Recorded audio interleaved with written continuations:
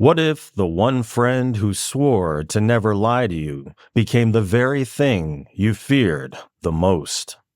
My guest today is Cleo Ballard, the pen name of author Nan Fisher, who has spent a winding career writing everything from sports autobiographies to Star Wars books before turning to dark psychological fiction.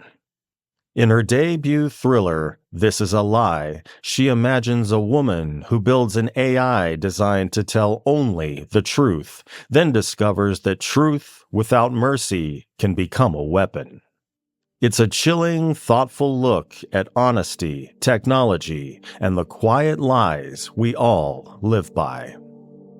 This is the Dark Mind Podcast.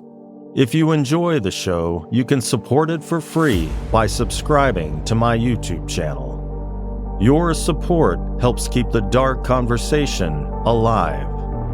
So without further ado, I give you Cleo Ballard.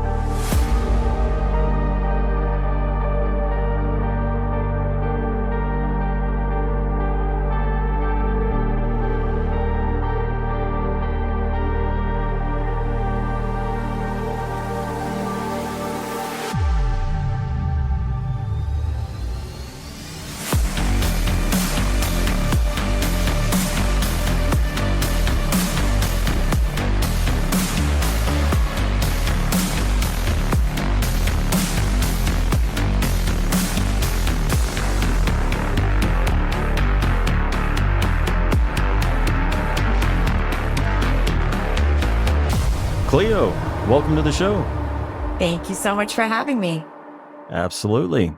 Thank you for joining me on this 30th day of May 2026 to discuss your new novel, This Is a Lie. So, the book is about a woman named Penn who was once a brilliant PhD candidate in applied language studies until she traded her dissertation for what looked like the perfect life.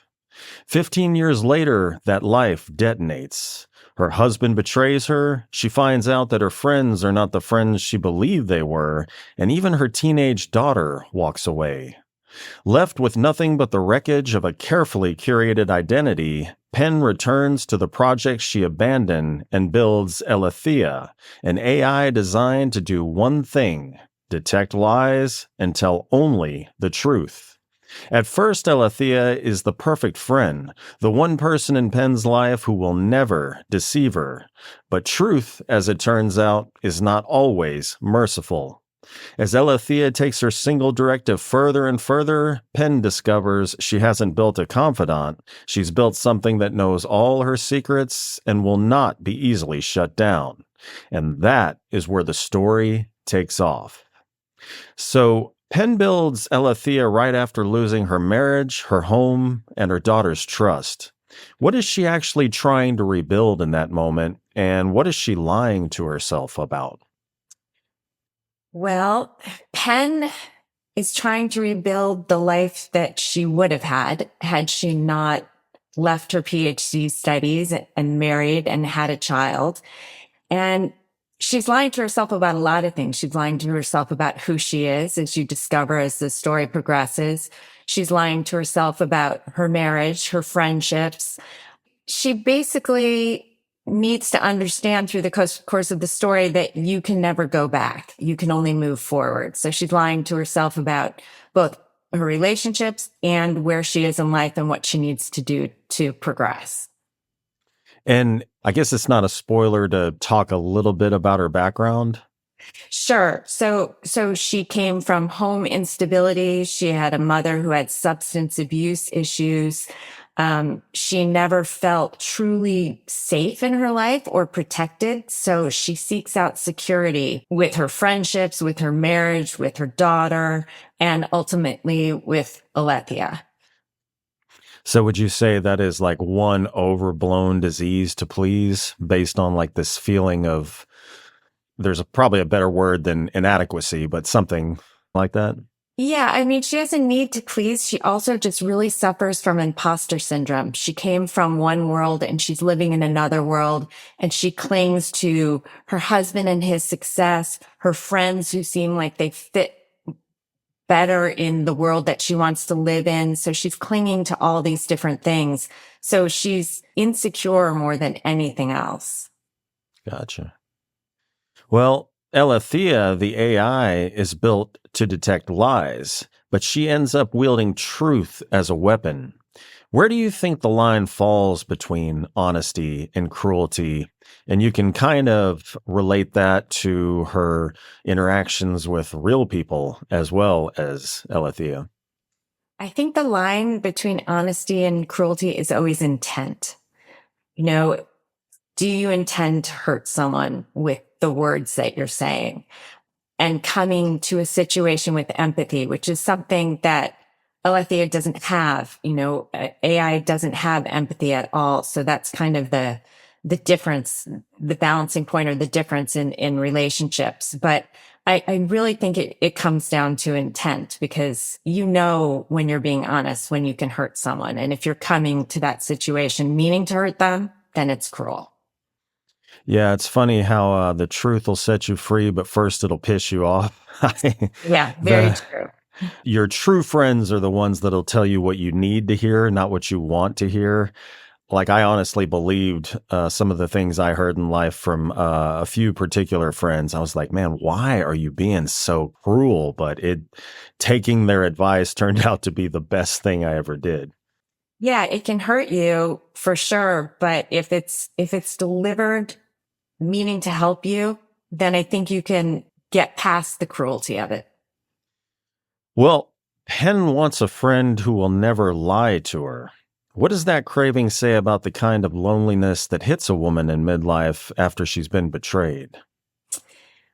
Well, I think wanting someone that never will lie to you is less about the betrayal and being in midlife and more about the kind of person you are and the kind of security or insecurities that you have, the kind of beliefs you have about yourself, your core beliefs of whether you're a good person, whether you're a valuable person, whether you deserve certain things in life. So I think it's less about betrayal and more about just finding security.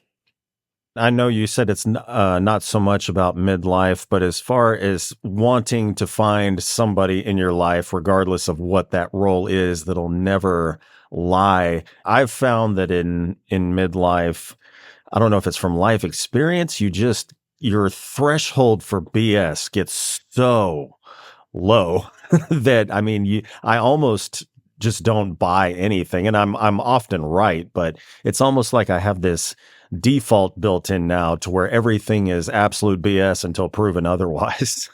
I think it's true. I think we get more and more, cynical over time. I know, like, my friendship group shrinks to just the people that I really feel I can trust. At the same time, like, everybody is going to tell you something that even if it isn't a lie, maybe it doesn't align with what you want or need to hear or the kind of friendship you want to have. And I think if we hold people to that impossible standard of truth, ultimately you end up not having very many people in your life, very many friends or very many relationships. I think coming to relationships with understanding and grace. I mean, there are some things that obviously can't be forgiven, but demanding the ultimate truth from a relationship, I think, all the time, 100% of the time, isn't going to serve you well in the end. Yeah. One thing I am, though, actively trying to work on is to be able to exist calmly and comfortably outside of an echo chamber. It's so hard to do, right? Because everything is an echo chamber, especially like social media. It's really hard to exist without looking at what other people are doing, comparing yourself. We all live curated lives to a certain extent. And especially with what we do, there's an image you want to to set forth. As an author, you want to appear confident and eloquent and successful and all those things. You don't want to post like, I'm having a really crappy day and my book didn't sell as well as I wanted. And you want to say, look at this 5-star review. So it's really hard to live outside of that echo chamber and like turn all that off and feel good about yourself just on your own. But it's kind of, I think, the goal we all should have, right? Yeah, I read a book called, I think it was called The BS Factor, The Art of Faking It in America. And it was basically talking about how it's almost expected, like a part of life, that you pad your resume, you take credit for other people's work. I mean, it's just like this fact of life. Now, this was written like, I think in the 60s. I was reading and I was like, yeah, there is just a lot of BS that's just kind of inherent in life. Like the people that make it to the top are the ones that yak the loudest and do the least work. Well, it's just everything. It's like, how's your day going? Great. Like, it's everything. It's just kind of what you're trained to do in life because nobody wants to hear you say, well, actually, I did laundry this morning and then I got an offender bender, you know? So you're always kind of putting that forth and it does get kind of exhausting. And I think that's why it's super important to have a small group around you that you can kind of just be yourself 100% of the time or as much as you can. Well, piggybacking off that sentiment just a little bit, Penn's whole world is built on people hiding things from her, and her response is to build a machine that exposes everything. How did you sit with the difference between being lied to and being shielded from a truth you may not be ready for? Well, I think first I have to point out just how hypocritical it is of Penn to want the truth from everybody else when she has lied to virtually everybody else about who she is. Yeah. So in terms of being lied to versus being shielded, I mean, it's really situational, right? Like, I don't know if you read The Measure, but it's a novel about everybody in the world gets a little box delivered to their doorstep and inside is a piece of thread. And that thread tells you how long you're going to live. And then it has horrible repercussions beyond that. But it's like, there are certain things I want people to lie to me about. I don't want to know, how long I have to live. I don't want to know, how long my dog has to live, things like that, or, the people I love most in my life. So I think where I sit with that is it's okay to lie, to shield someone for a truth that they're not ready to hear. As long as you're being honest and saying, hey, I'm just not going to talk to you about this certain thing right now because it's not the time and the place. I'm looking up some images of Aletheia here. The goddess of truth, disclosure, and what was the other thing? Sincerity. Yeah. And I mean, independent trader, equities and commodities, the way of truth. Like they're really kind of exploiting her right now. Right. Yeah, for sure. But she's the goddess of truth. She's not always kind, but always honest. Yeah. And she does punish people for their, pissing her off, basically. Mm-hmm. Well, as we were just speaking about, Aletheia's only directive is the truth. At what point in writing did you realize a rule that sounds morally pure becomes something close to monstrous when it has no mercy attached to it? Well, AI, first of all, has no ability to have empathy. It can fake empathy, but it doesn't have empathy. And as I write, I'm a pantser, not a plotter. So I like to kind of experience the story as my character's experiencing it. And at first, man, Aletheia's great. She tells Penn the truth. She points out things that Penn's ignoring in her life. She guides her towards being more honest with herself. So it's a great relationship. Slowly, Aletheia becomes more of a gaslighter and has more of her own agenda. And that's when I started to realize, wow, things are really getting dark with Aletheia. And I can take this story super far, in terms of what Aletheia will do to have her autonomy and to exist in the world. and also to be Penn's best friend. And she knows all Penn's secrets, and she's willing to kill anybody to keep Penn all to herself. So it was a slow process. And once it ramped up, it was incredibly fun to write.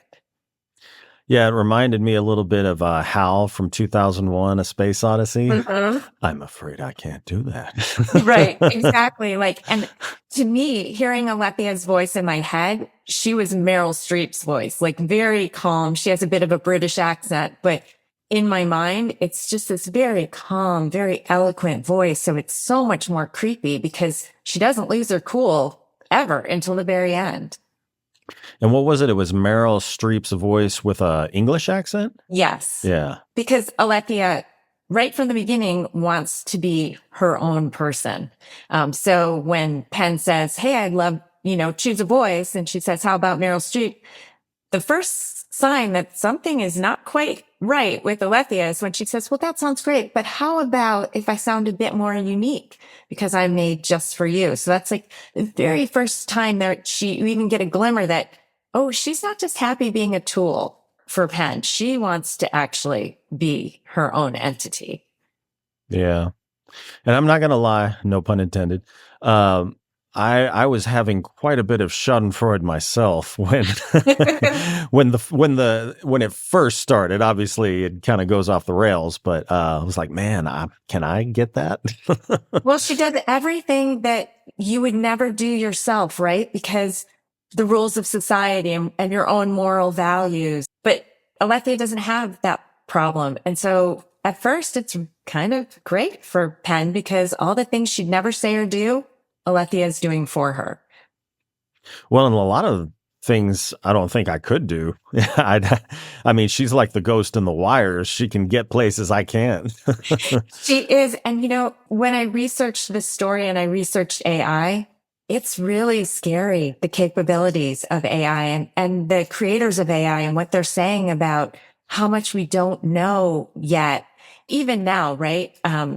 Agencies can listen to everything that we're doing. And that's not, me being like an alarmist. It's just, you can listen to talks by people who used to work for the CIA and other organizations. And those capabilities are out there. If someone wanted to listen to this interview right now, they could listen through my computer. They could listen, through my radio. It's possible. So it was really fun kind of trying to figure out how to make this rooted in reality, but also super duper scary and one step further.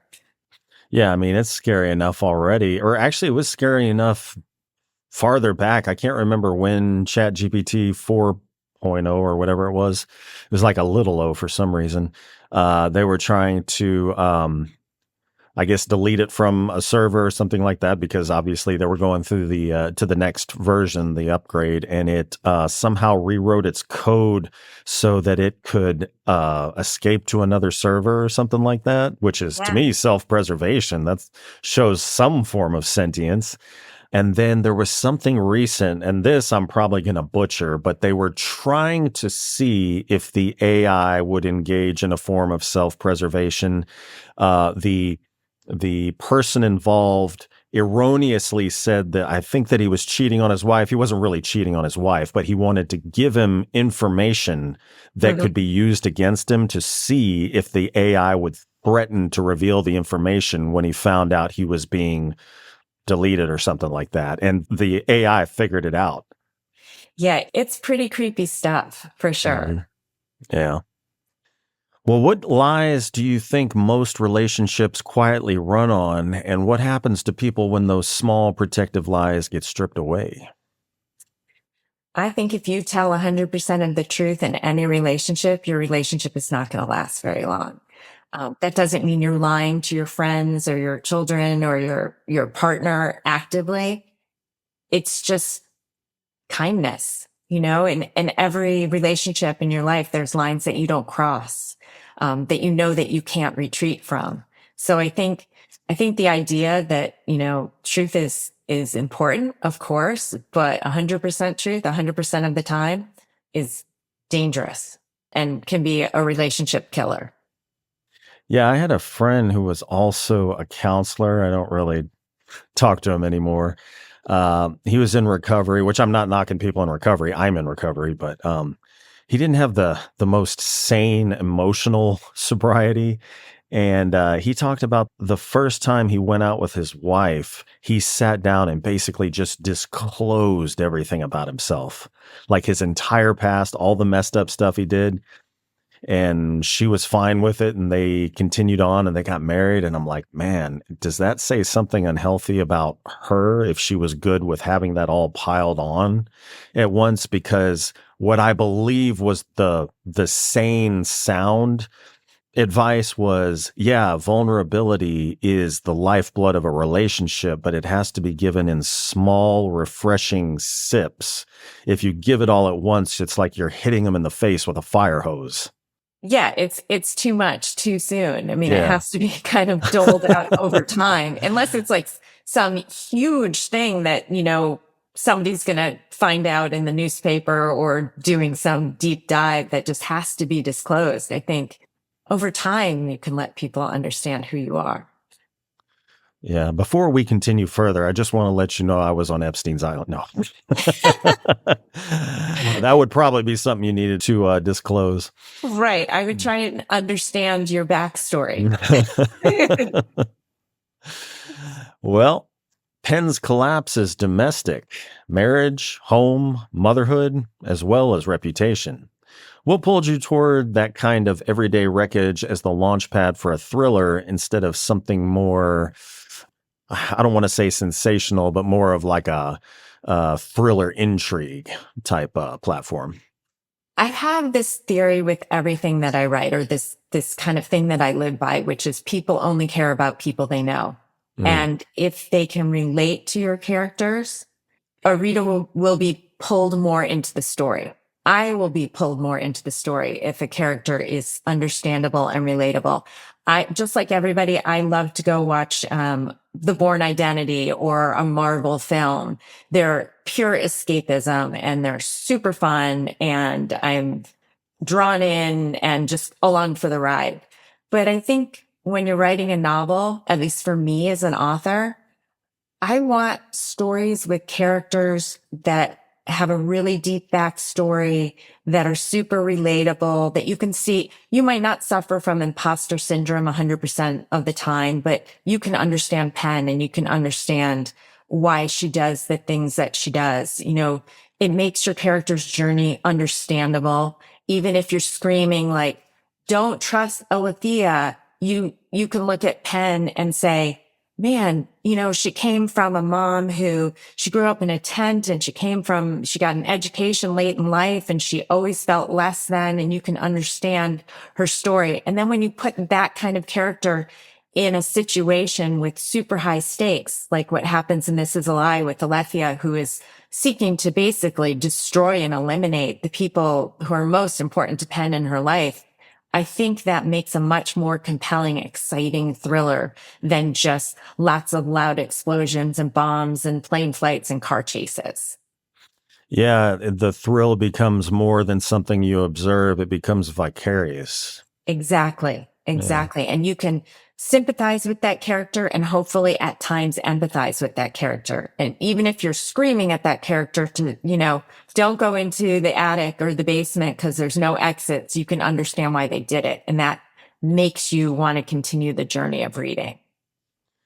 Well, her daughter, Cersei, choosing her father over Penn once they get to the separation and divorce is one of the cruelest moments in the book. And I guess cruelest probably isn't the correct term, just one of the most heartbreaking moments, because it's not as simple as her just wanting to be cruel to her mother. How did you write that rejection so it felt psychologically real without flattening Cersei into a villain? I guess, I don't see Cersei as a villain because she's just a kid, and kids want freedom, and her dad's just not as overbearing as her mom. And Penn is really overbearing because she wants all the things for her daughter that she herself didn't have.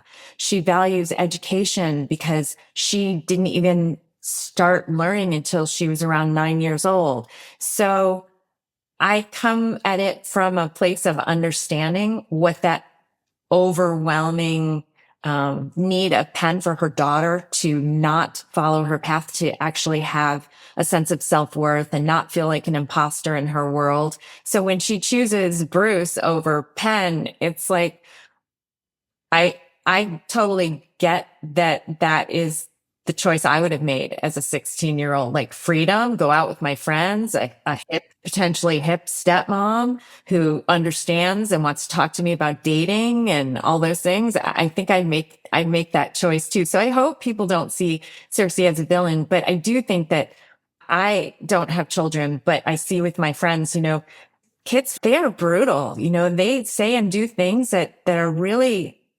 horrible because they don't have empathy yet or understanding yet. And so I think Cersei's just relatable. Yeah. Yeah. And I mean, it's not painted this way, but just in my head, like, I can totally understand Cersei feeling the way she does about the situation because of the way Bruce, he just seemed like a sociopath to me. I'm not going to reveal every cold, calculated thing he did, but either he's a sociopath or that was one hell of a midlife crisis. I mean, yeah, he's not the greatest guy. I think, he definitely goes back on a lot of his promises in life. And I think, he's just a guy who wants to shine the most, and to shine the most, he has to basically put Penn in a situation. He knows that she's brighter than him. He knows that she's more capable than him. He was threatened by that when she was in her PhD program. I understand who he is. And I think that's important with every character you write, is to understand where they came from. And he came from always feeling less than. And so he has this really strong need to always be the brightest star in the room. So I think it's interesting when you're writing characters and you know that they're not going to be liked as an author. I still have to understand who they are and kind of like them, if that makes sense, in order to be able to not make them a cardboard cutout, villain. Yeah. I mean, his behavior, it doesn't exist in a vacuum. It comes from somewhere. And, you can understand why, even though what he's doing is pretty narcissistic behavior, it's just, unless he was just born a sociopath, it's the background and the behavior is pretty relatable to just extreme insecurity. So, yeah, I see what you're saying. Well, Aletheia begins as a tool and slowly becomes a mirror. What does she end up showing Penn that Penn could not have heard from another human being? Well, I think one of the things is she shows Penn that Penn has been living a lie. I think she shows Penn that Penn is incredibly insecure and needy, that she hasn't really had any true friendships because she's never been able to tell the truth about herself to her friends. And she also shows Penn that everyone has a dark side, and that everything she's doing is what Penn wanted to do herself in her deepest, darkest, fantasies. Ultimately, she shows Penn that she can stand on her own because Penn has to battle her monster that she's created in order to save the people that she loves. So she gives Penn a voice. Ultimately, she gives Penn an understanding of what she needs to do in order to find her own joy. So she really is a vehicle for Penn's change. She could also be a vehicle for destroying everything in Penn's life and Penn's own existence. So she shows her how tenuous, life or death truly are as well. Yeah, it's almost like dealing with Aletheia. She's doing some Jungian shadow work. She's like struggling with the shadow overtaking her. Like at first she's immersing herself in it, and then it becomes to the point where she's trying to suppress it. And at some point she figures out how to identify, and well, I'm not going to give the ending, but yeah, I think if you're comparing it to shadow work, she eventually integrates with the shadow. Yes, exactly. Well, how did your sense of who Aletheia is shift while you were writing her? Went from outside threat to an extension of grief, whatever she becomes ultimately on the page for you? Well, I think telling you where the idea for the story came kind of helps answer that question, because at first, Aletheia was just going to be this great tool. I had a friend who was joking around that she wanted to start a company called Honest Feedback. And the idea was that, like, your buddies go on a trip to Vegas and they don't invite you and they don't tell you why. So you hire this company and someone from the company goes and interviews your buddies and comes back and gives you honest feedback. Like, they didn't invite you because you're a mean drunk, because you embarrass us, because you're too loud, for whatever reason. And then I realized that that wouldn't work because your friends wouldn't tell the truth because you'd find out. So then I thought, well, who would tell the truth? Oh, what about AI? An AI best friend. You could get your AI best friend to tell you the truth.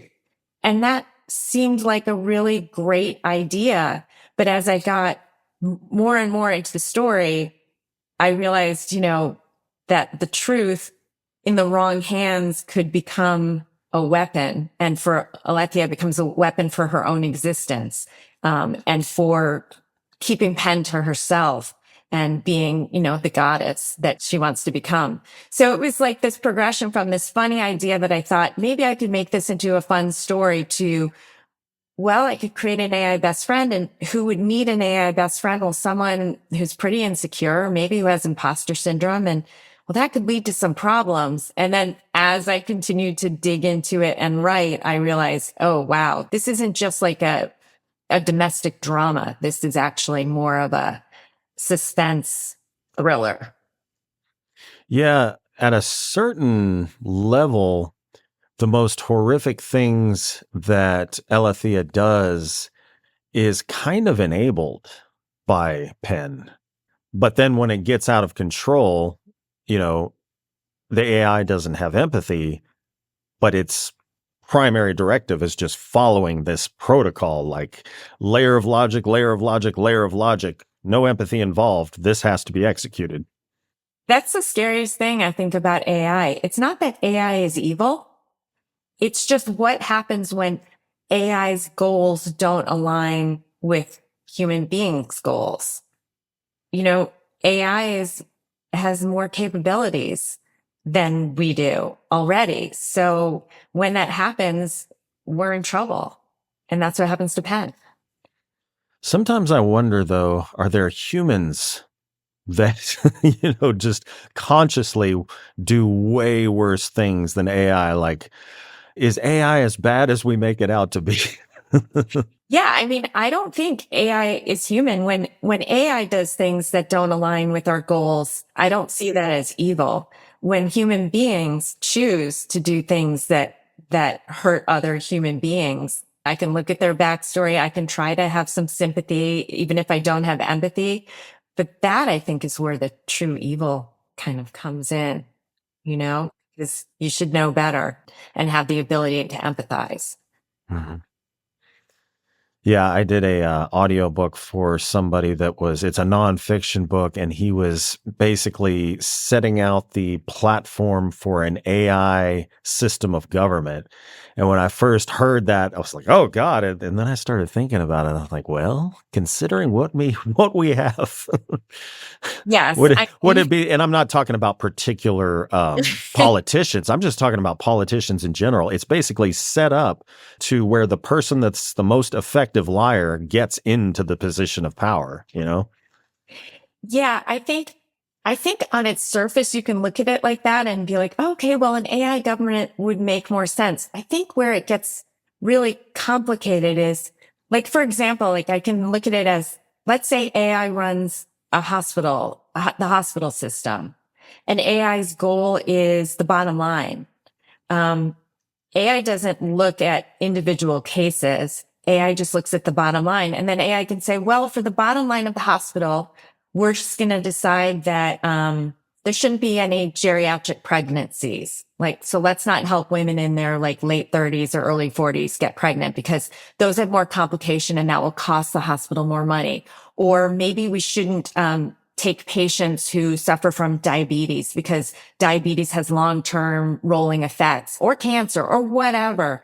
So then if you have no human beings involved with no ability to look at situations with any form of sympathy at all, that becomes super problematic over time with people obviously not getting the care they need. So yeah, that is where our healthcare system has been trending for sure. But so if AI is running something completely, it could be a big problem, not because AI is trying to kill people, but just because AI is going to have goals that don't align with the human experience. Yeah, like at some point, somebody in there is going to have empathy and be like, okay, it's getting a little off the rails. We're going to have to recenter and adjust our sails a little bit. Well, you would hope so. Yeah, I hope so. Well, Penn traded her dissertation for a curated suburban life, then comes back to that abandoned work years later. What drew you to a story where a shelved intellectual ambition becomes the seed of something dangerous? Well, I don't know that I was thinking that it was definitely going to become the seed of something dangerous, but I think I'm just always interested in the choices people make in their lives. And then when they hit a kind of breaking point, how they decide to move forward or backward. You know, Penn is trying to reclaim herself by returning to her thesis. It turns out that because of the needs that she has in that moment, that lie detector test that she's created becomes the beginning of creating this AI best friend. And then things kind of unravel from there. So I was just more interested in kind of when your world is destroyed, like how you pick up the pieces and move forward. Do you pick them up out of like your past insecurities, or do you try and do what I kind of was talking about in the book where, you know, there's this wildlife activist, Boyd Vardy, who talks about the path of not here and how when you're lost, it's actually great because it gives you an opportunity to pivot and discover who you really are and find your joy. And so this whole process that Penn goes through, while it devolves and becomes this thriller and becomes this fight for life or death, is really about a character trying to discover the path of not here, figure out why they're not happy, and move towards finding whatever joy there is that they're going to have in life. Yeah, and I can kind of relate to what you were talking about being lost. And so I forget how you put it exactly, being lost and finding your joy. Yeah, the path of not here. The path of not here. That's what it was. Mm-hmm. Yeah. Yeah. And on top of that, I had the experience of switching jobs in midlife. And what I thought was horrific at the time was actually a blessing, like, being at the point of desperation, because if it's just, oh, this sucks, but it's comfortable. Like, yeah, I can't stand this job and this is happening and this is happening, but I make really good money. So, you know, it's like this really mind numbing, horrific complacency. But if it gets bad enough that you just have no choice, even though you're terrified, that's actually the greatest thing that can happen.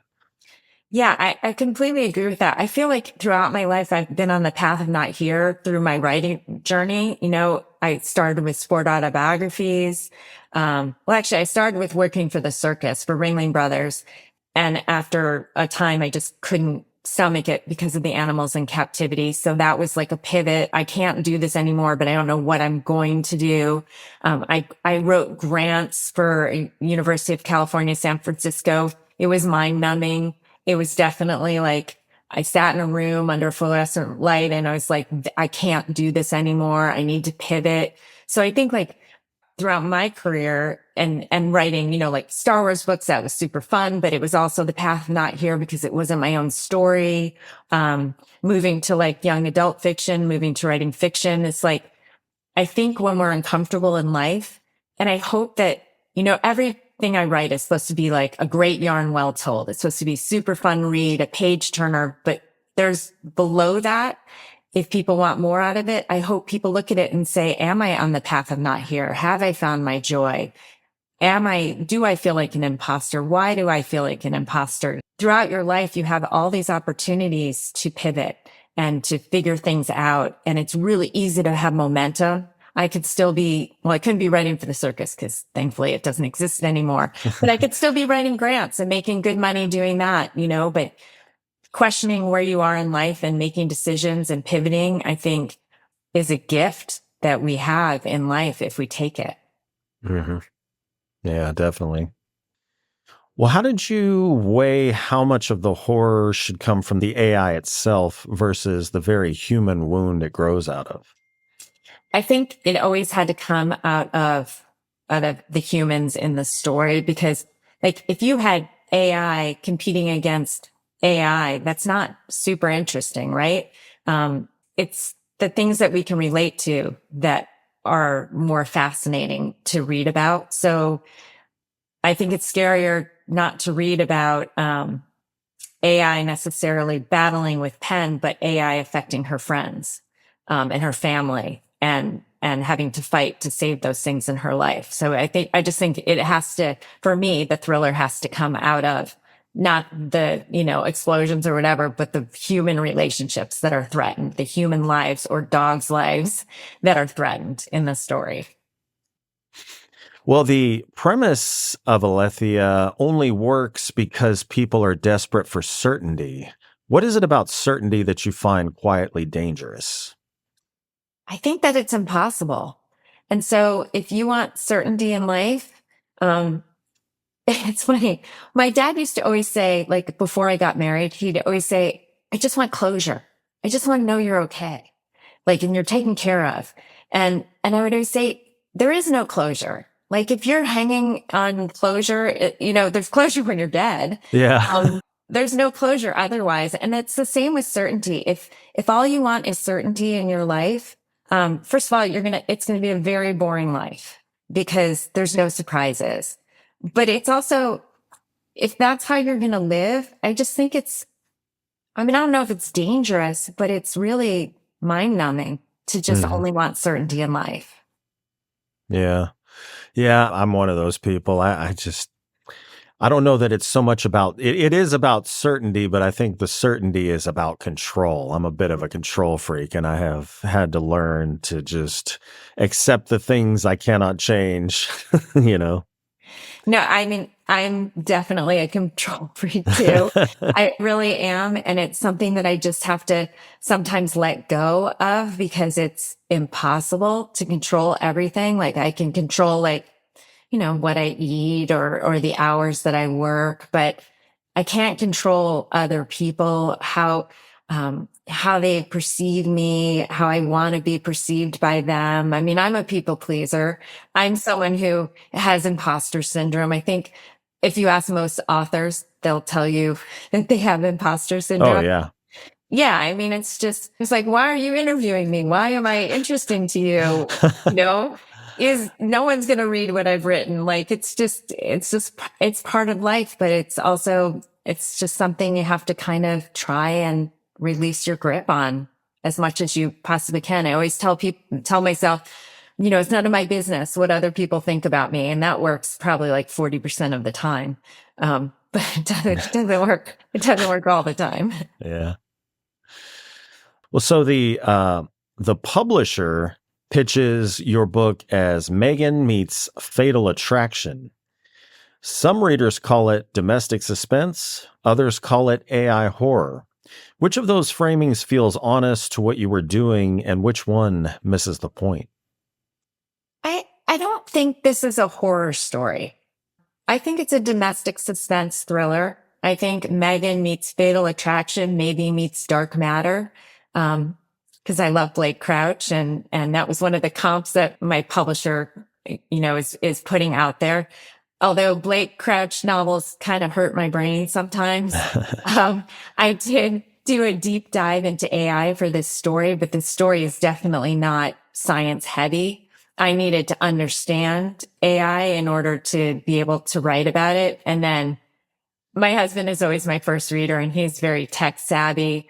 And he's like, okay, all this is great. And I'm glad you went down the rabbit hole, but now you need to wind it back because, most readers don't want me to go into the details of open source coding. And believe me, I don't want to go into the details, but I did find it fascinating when I found out about all these things and all these different things about AI and stuff. So I think it's definitely domestic suspense thriller.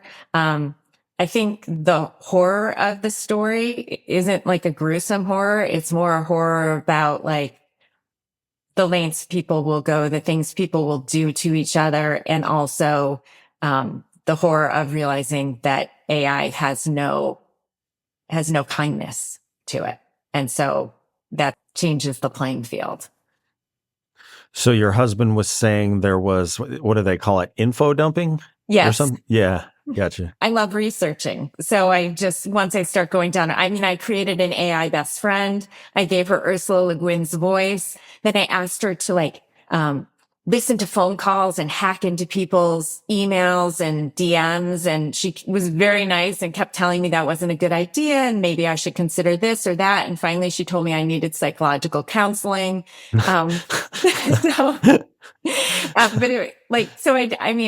I go crazy just going down the rabbit hole. But then, yes, I do have to pare it back and remember this is a story about people. And my research is just to make the story feel as real as possible. Yeah. If I was a writer, that's what my editor would constantly be telling me, like, dude, condense this. You were info dumping to the point of being tedious. But it's so much fun, right? Mm-hmm. And I've never written, other than doing some Star Wars middle grade, a trilogy, I've never written any books that aren't standalones, mostly because every book allows me to learn so much about something new. And that's what keeps it exciting and fresh for me. And I think that's what keeps it exciting and fresh for my readers. Like one of the authors I love is Claire North, and every book that she writes is incredibly different. And her last book was a space opera. Crazy. It's like space opera, but it was so fantastic. And it was like none of her other books, which keeps me reading Claire North. Yeah, I forget which book I read and guest I had on the show, but I had never heard that term before until then. It wasn't even that long ago. Space opera.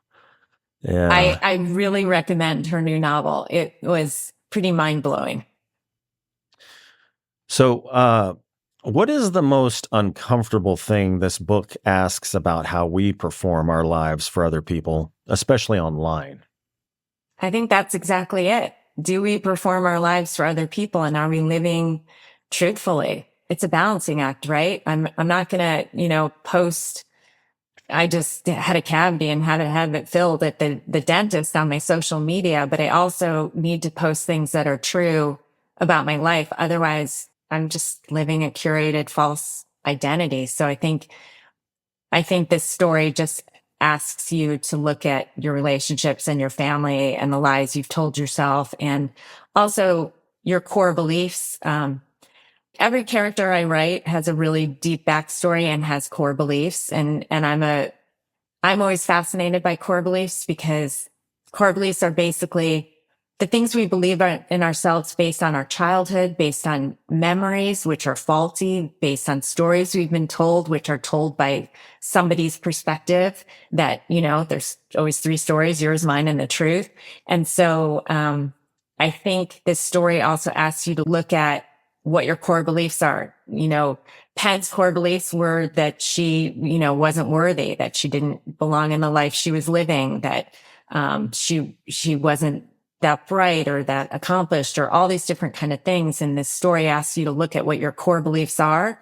And maybe some of them are true. When I was a kid, my mom used to say I was intellectually lazy because I didn't like to study math and science. I was really only interested in reading and writing.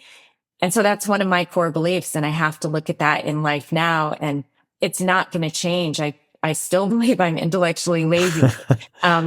And yet I'm going to choose to live my life as if I'm not, intellectually lazy, and not let that define me. So I think the story asks you to look at some of those beliefs, and even if they're true, decide how you want to live from this moment forward.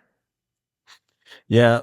You talk about using social media to paint a picture of yourself as being this great success that's doing all these amazing things.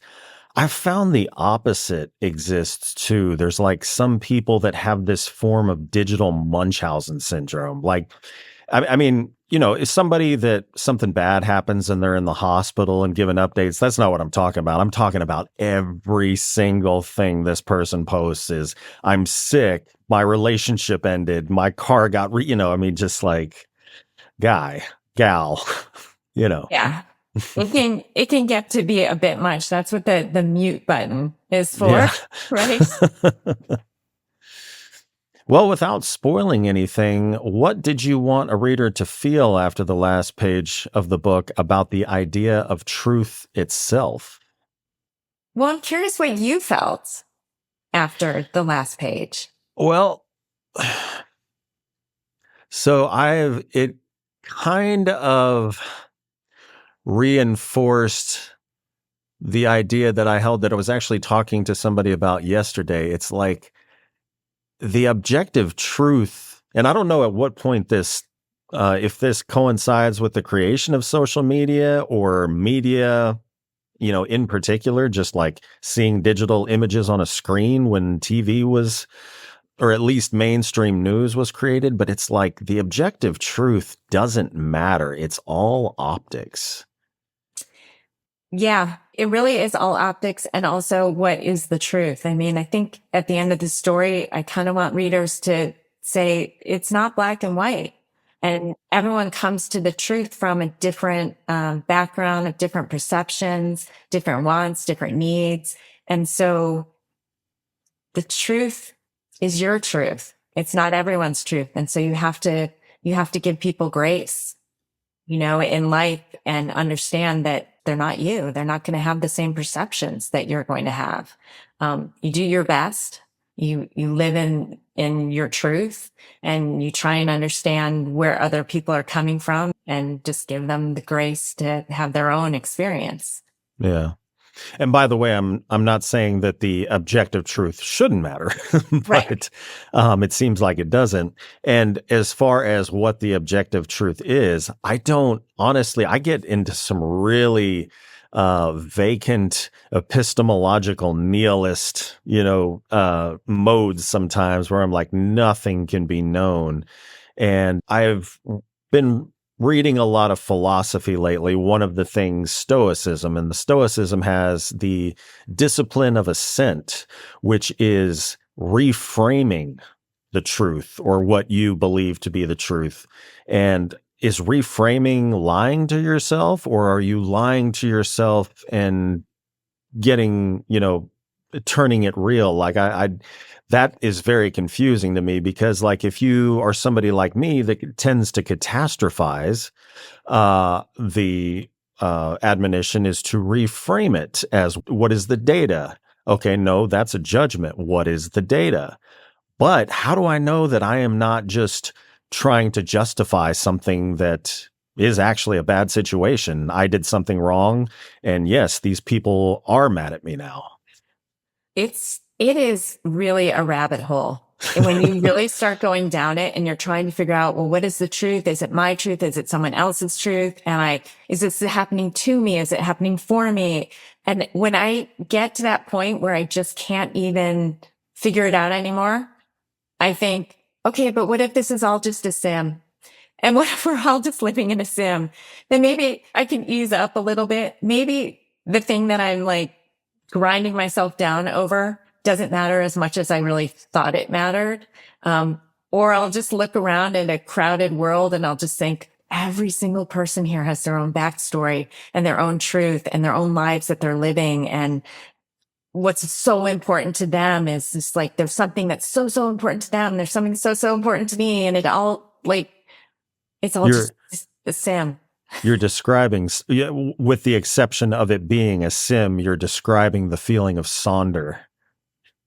Everybody, like that realization that everybody is living their own lives, their own hang-ups. And there's another thing in Stoicism where you imagine raising up above the world and you're looking down and like, okay, see yourself, see everybody else, see the interactions and like just notice how really inconsequential it is anyway.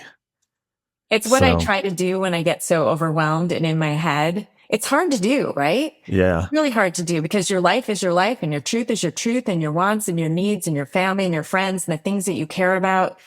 But taking that step back sometimes or finding an escape, whether it's, through exercise or reading or writing or movies is, I think, super important to kind of regain perspective. Mm-hmm. Yeah, if we are in a simulation, I need some cheat codes. Anybody got some cheat codes?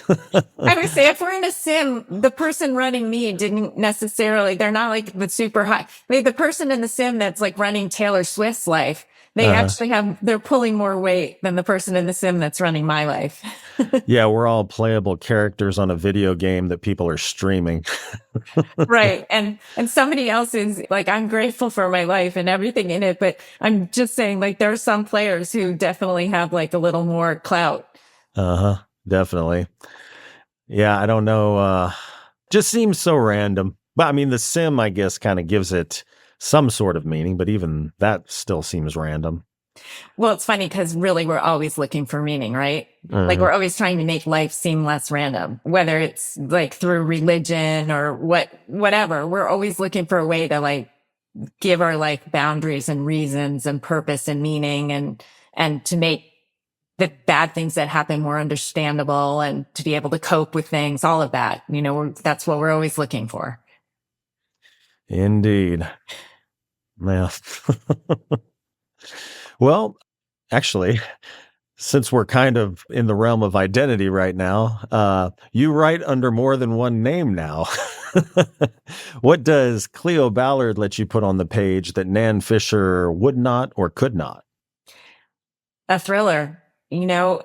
Everything that I've written in terms of the young adult novels and the adult novels they've all had suspense in them and they've all had like life or death stakes, but they haven't had that thriller element. And when you're writing something that's in a completely different genre, sometimes you just need to have a new identity for that within the publishing world.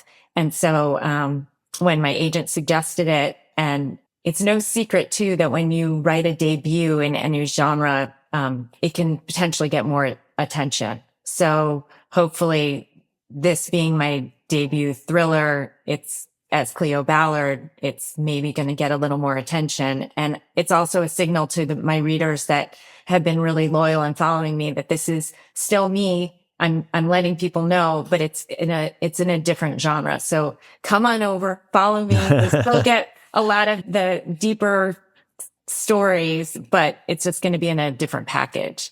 Yeah. Gotcha. Well, you mentioned that you're a pantser. Is that correct? Mm-hmm. So, do you have bad writing days where you kind of run into a wall?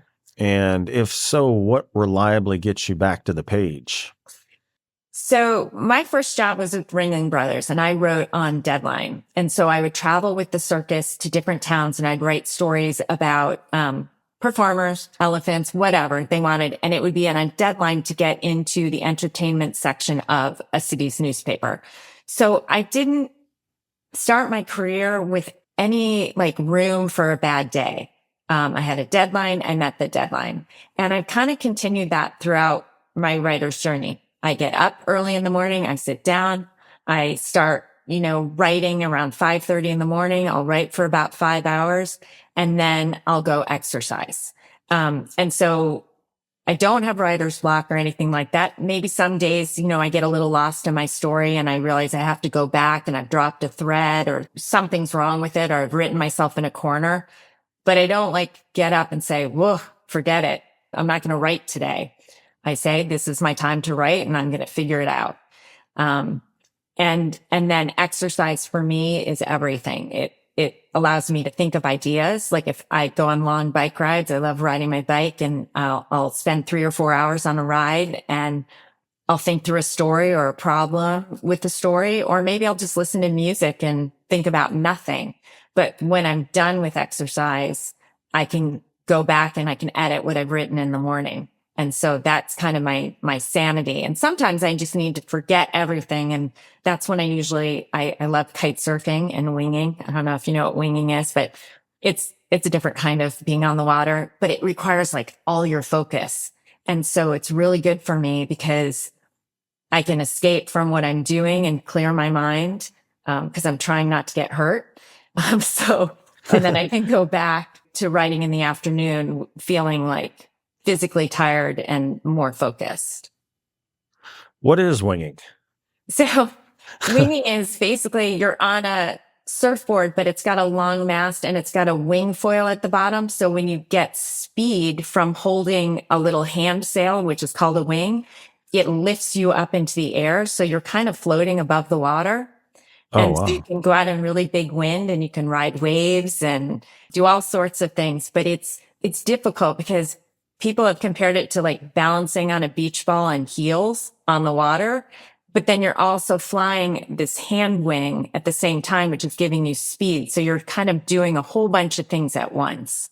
And the foil is very sharp underneath. So that foil, if you hit it or kick it, it cuts you.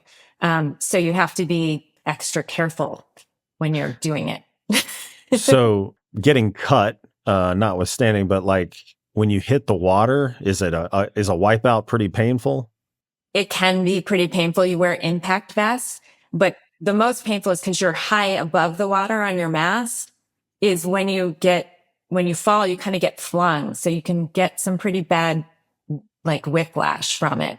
But you don't do that often. You do it enough that it makes you not want to do it and get better. Oh, okay. So yeah, there you go. interesting. Except it's not on flat water like that. It's in big waves. Like more like that? Bigger No. than that. People do it in the ocean. See, I've seen people doing this without the whatever they're holding. Yes. So that would be an e-foil. And that's a really great way to learn how to do that because there's a motor on your foil and then a propeller that basically lifts it up in the air. So it gets you on foil. Okay. Once you learn how to do that, then you don't have a motor and you use that wing to get speed to get you up on foil. Okay, yeah, because there's this restaurant we eat at that has this big man-made lake, and there's people out just doing the foil. I've never seen them holding these. It's super fun to just do the foil. Yeah. Yeah, I wish I had the back, knees, and shoulder to try that out. It's actually good for all those things. It's actually, once you learn it, it's really... Well, my shoulder will, I can just bump it wrong and it'll dislocate. Okay. Then it might not be for you. Yeah, it's one of the reasons I had to quit my very physical previous job. Oh, sorry. Oh, I'm not. I was ready to leave. Okay, good. You found your joy. You pivoted. I found my joy. Yes. Well, I know you are a busy woman. So last question. What is the life of Cleo Ballard / Nan Fisher like outside of writing? Outside of writing, it's a lot of being outdoors. Like exercise for me is sanity. So it's a lot of riding my bike and being on the water and spending time with friends. It's also a lot of reading. I try and read, I probably read 2 or 3 books a week and they're always in different genres. I listen to a ton of podcasts because I get great ideas from podcasts. So I do a lot of podcast listening too, especially things I know nothing about. Like I'm fascinated with Diary of a CEO because it always kind of opens the world I learn about CIA operatives and I learn about, Mr. Beast who created, the Mr. Beast franchise. And so I love just learning about other people's stories. Everything goes into my brain and as a little thread for maybe a future backstory for another character. So a lot of that. I love making homemade pasta and pizza, all different kinds of things and just learning new things all the time because otherwise I'm going to be writing the same story over and over again. Yep. Yeah, Diary of a CEO. I wish I'd thought of the thing he does where towards the end, he gets the guest to ask a question for the next guest, doesn't tell them who it's going to be or what they're even involved in, and then they have to answer the question from the previous guest. Yeah, I do. I love that as well. And I just love how in depth it is about things that I don't know anything about. Yeah. Well, Cleo, it has been a pleasure talking with you. Thank you so much. It's been really great to speak with you as well. I really appreciate it. Absolutely. So as we bring the show to a close, is there anything you'd like to plug, reiterate, or let your readers know about? I guess just that This Is a Lie publishes on June 9th, and people can find me at Nan Fisher Author on Instagram, or nanfisherauthor.com is my author website. Right. Well, listeners at home, all links are in the description. And Cleo, thank you again for joining me. Thank you so much. I really appreciate it. And thank you to everyone who tuned in. If you enjoyed today's episode, please be sure to like, share, and subscribe to my YouTube channel. Be sure to tune in next Tuesday for a new episode featuring the best and brightest authors and filmmakers of dark literature and film. So until then, stay healthy, stay sane, and as always, thank you for listening. See you next time.